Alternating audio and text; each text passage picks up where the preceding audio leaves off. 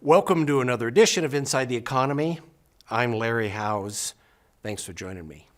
I'm going to talk about wages and salaries and housing as we are slowly approaching the end of this increasing rate environment, which is kind of where we are. Interestingly enough, you look at all the numbers from a year ago and there's not a lot changed. Initial unemployment claims are pretty much the same. Rates have gone up. Yields have gone up. We know that. We've endured it the last 12 months. They say that unemployment spiked to 3.8. I love that term, spiked, from 3.5, and it's pretty much where it was a year ago. A lot of things are where they were a year ago. And a lot of things that you would have assumed would have changed dramatically, like the price of houses and that kind of stuff, have changed dramatically, not necessarily in the direction you want. Where we are is wages are adjusting to their purchasing power now. And I don't want to get into a long discussion on that, but if you got a household that makes more than $125,000, this is from Bank of America, you are down now with parity. You are living with your purchasing power of the money you have now. You're going to live with the price of houses as they are, rents as they are, and other things. We'll get to that in a second. But if you're on the wage and hour side of things, household under $50,000, $125,000, which is the other two lines here, their numbers are still a little bit up.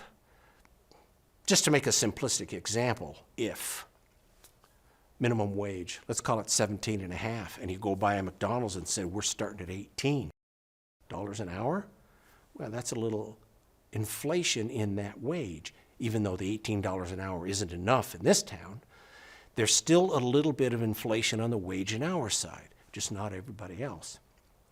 That's sort of a thing with United Auto Workers and a few others that are looking at their purchasing power right now and going, well, okay, it wasn't as glorious as it once was.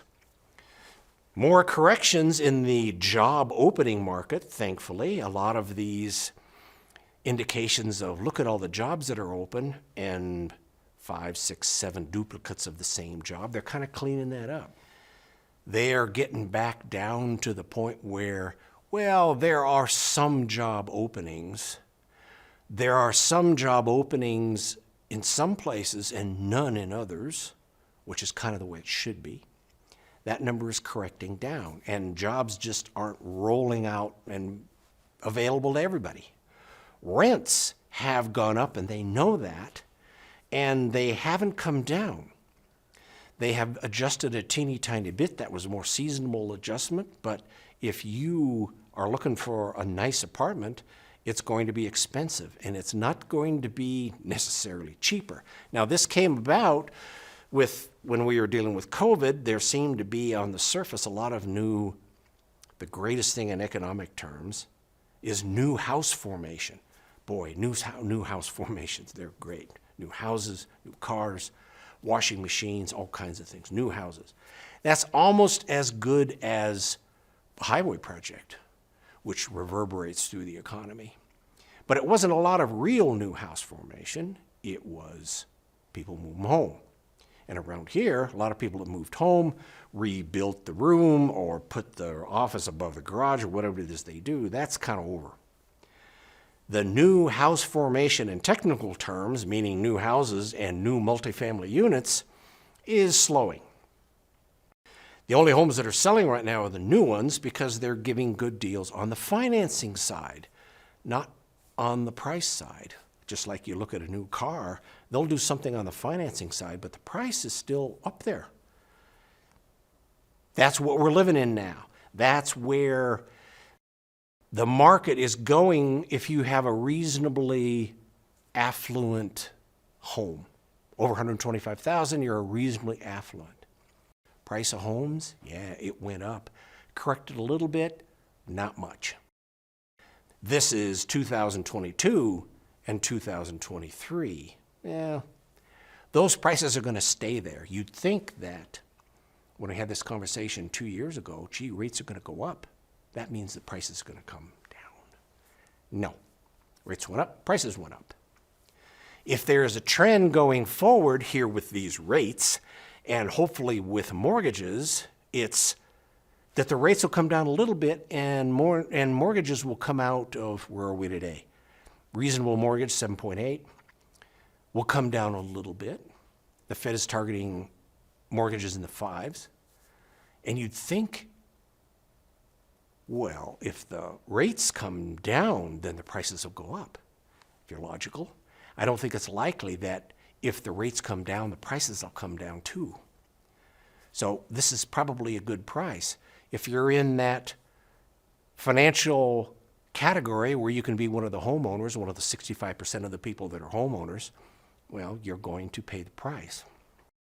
The stock market, especially the S&P 500, a little bit of the Dow, a little bit of the NASDAQ, they kind of had this little rally here. I think it's premature. I think it's not justified by earnings where they are. They will be justified by earnings, and we've talked many times, as the transition in U.S. manufacturing is changing, more automation, more all kinds of things, more onshoring.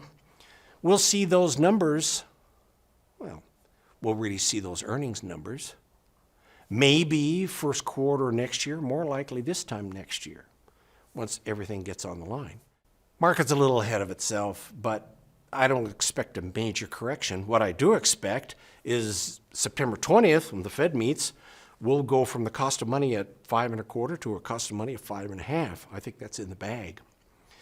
Whether that's the last one, it doesn't really matter.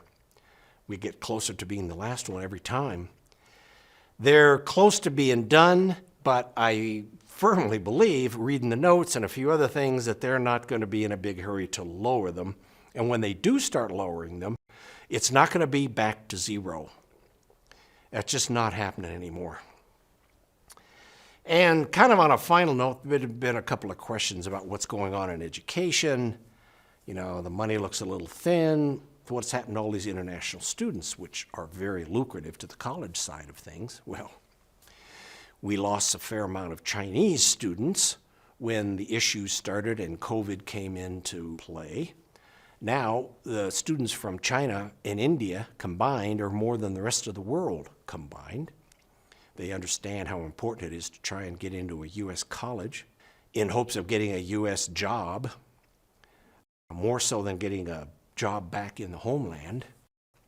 And these are very attractive students for colleges. They pay their freight, they focus, they do well, they help things move along. So the higher education part is struggling to adjust to the new environment, but the international students, they're moving along and they're starting to get more and more from around the world. Okay, we're at the end of the summer doldrums. Congress is back, so we're going to start talking about, shutting down again, or who impeaches who. I'm sorry, it's going to start already. It was great in August. The rest of the economy is higher interest rates here before September is out. Don't worry about it. Market should slow down a little bit. I don't think it'll have a big correction. Mortgages, I'd say there's a fair chance that by the end of September that we'll be in the 8s, which is kind of where we should be. Remember, Federal Reserve wants inflation down to 2. It's basically at 4 now. Went up a little tiny bit, but it's basically at 4. 2% inflation gives you cost of money at 3 instead of 5.25, which is where it is now. And mortgages in the 5s, middle, high 5s, where they should be. I don't think that'll bring the price down. I think that'll make the market economically a little more competitive than it is right now. So, as always, if you have any questions, send them along to info@SHJ Wealth Advisors, and I'll be happy to deal with it. Well, thanks for joining me, and I'll see you next time.